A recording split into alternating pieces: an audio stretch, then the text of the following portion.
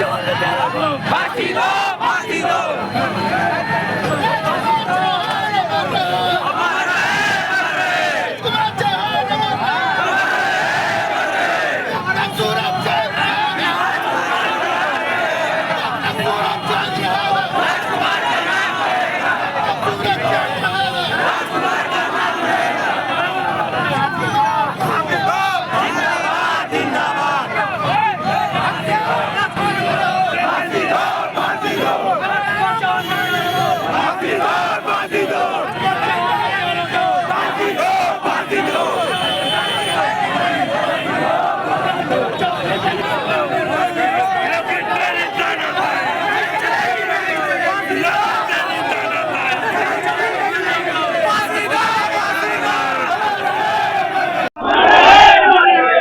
सूरज चांद रहेगा,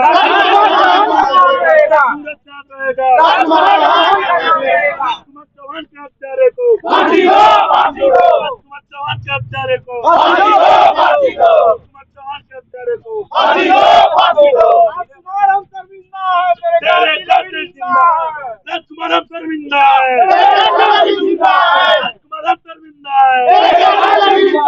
राजकुमार हम शर्मिंदा है, बना लीजिए।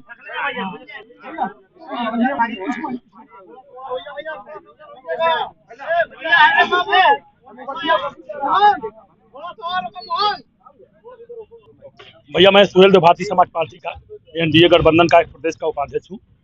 आदरणीय स्वर्गीय राजकुमार चौहान हमारे बहुत करीबी मित्र थे और गोरखपुर महज मंदिर के 200 मीटर पीछे रहने वाले हैं।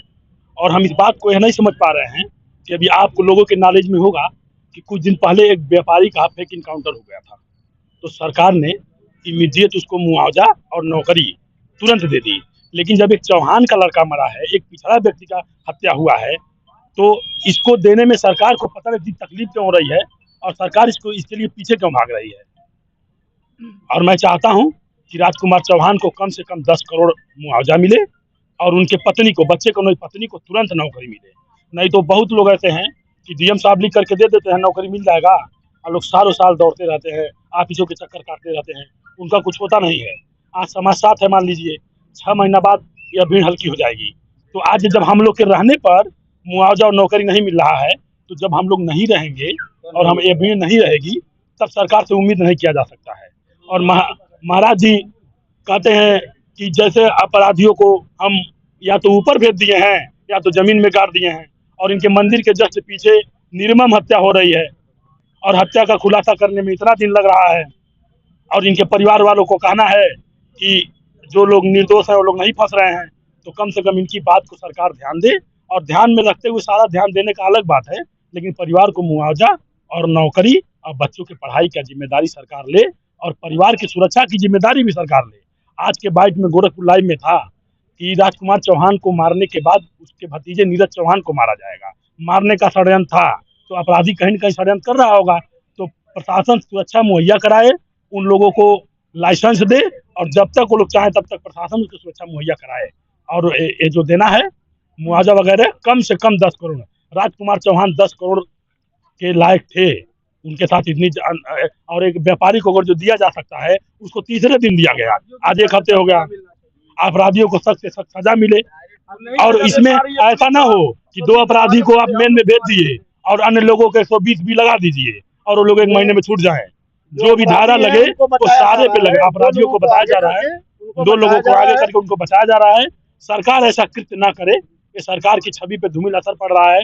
हो सकता है माननीय मुख्यमंत्री जी को ये बात नॉलेज में न हो, उनको गुमराह करने वाले गुमराह कर रहे हो, लेकिन माननीय मुख्यमंत्री जी, आप लोगों के माध्यम से मैं माननीय मुख्यमंत्री जी से निवेदन करना चाहूंगा कि इसमें सही न्याय करें। भैया मैं ऋतिक जायसवाल, सुहेल देव भारतीय समाज पार्टी का मैं प्रदेश का उपाध्यक्ष हूँ, मुख्य कमेटी का। मेरा नाम सागर चौहान है। हम सभी लोग आज इकट्ठा हुए हैं भैया के श्रद्धांजलि सभा में। और जैसे कि आज 5 दिन हो गया, 17 तारीख दिनांक में सुबह में जो घटना हुआ था 5:30 बजे, ये सोची साजिश है और इसमें मुख्य आरोपी को छोड़ के निर्दोष को फंसाया जा रहा है। और 5 दिन हो गया, अभी सही मुजरिम जो हत्यारा है अभी तक उसका पता नहीं लगा है। जल्द से जल्द इस पे कार्रवाई हो और सबका मांग है कि जैसे कि बाबा जी कहते हैं कि इनकाउंटर हो और अपराधी इस चौक से अगले चौक तक बचना नहीं है। तो हम लोग चाहते हैं कि हमारे भैया के जो हत्यारे हैं, जो सही वाले, ये मतलब कि किसी को मतलब किसी के दबाव में ना रहे।